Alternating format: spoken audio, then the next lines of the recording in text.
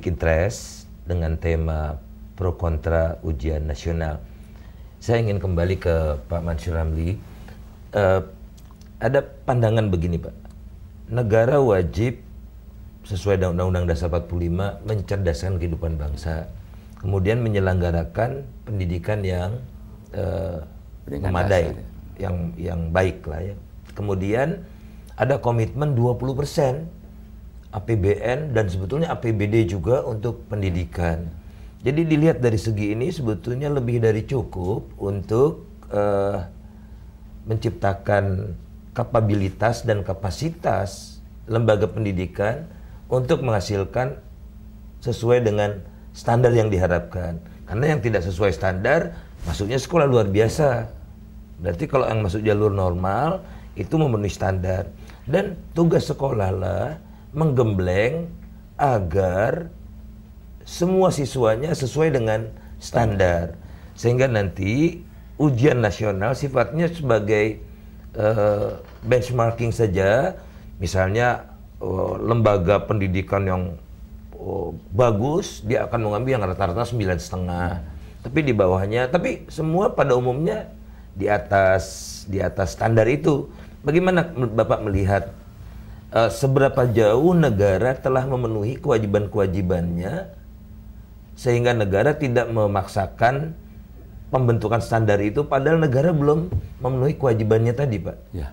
Jadi yang pertama saya kira memang gini, negara berkewajiban itu dalam konstitusi jelas gitu ya. Undang-undang Sesdiknas juga seperti itu. Tapi juga sebenarnya dalam penyelenggaraan pendidikan itu kita harapkan juga ada partisipasi masyarakat gitu ya. Nah, berkaitan dengan ujian nasional sebenarnya, maka memang kita sadari bahwa fasilitas termasuk tadi ya Bung Imamnya, guru-guru kita ini belum merata ini. Belum merata di Jakarta, di daerah-daerah maju dibandingkan daerah yang terkebelakang itu jauh bedanya ya. Itulah sebabnya kita menerapkan standar itu adalah standar yang minimal. Ya, standar minimal yang kita dari waktu ke waktu kita coba dorong ini ke atas itu bertingkat. Nah, bagaimana caranya mendorong itu? Nah, salah satunya instrumennya adalah ujian nasional. Sebab kalau tidak jadi kelulusan, maka upaya baik guru, peserta didik maupun masyarakat tidak optimal. Jadi ukuran kita tidak sungguh-sungguh. Tidak sungguh-sungguh. Toh nggak ada urusan lulus tidak lulus gitu, Pak. Okay. Dengan adanya itu maka ada daya daya kerja yang lebih tinggi, upaya lebih besar untuk sehingga sebenarnya energi yang ada masyarakat kita bisa kita ukur secara tepat. Inilah optimalnya gitu. Jadi dari waktu ke waktu dari kelihatan. waktu ada perkembangan itu. Dan kalau kita studi empirik ya, kita lihat kenyataannya memang ada gerakan seperti itulah ya yang semakin meningkat. Dan juga ini kalau kita lihat angka-angka kelulusan dari tahun ke tahun itu tingkat ketidaklulusan semakin kecil.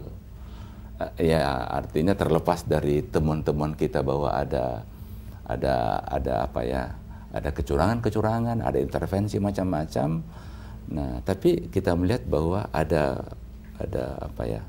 fakta bahwa ada proses ya, ada gerakan dari masyarakat kita terutama pada peserta didik kita untuk meningkatkan daya belajarnya itu.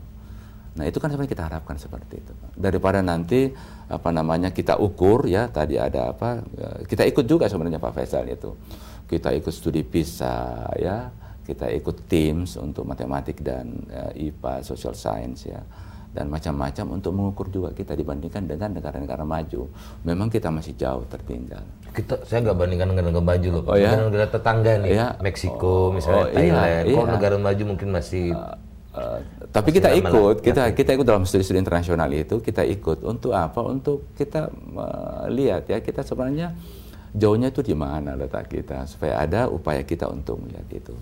Yang kedua tadi Bung Faisal ya, saya betul itu bahwa anggaran kita 20%.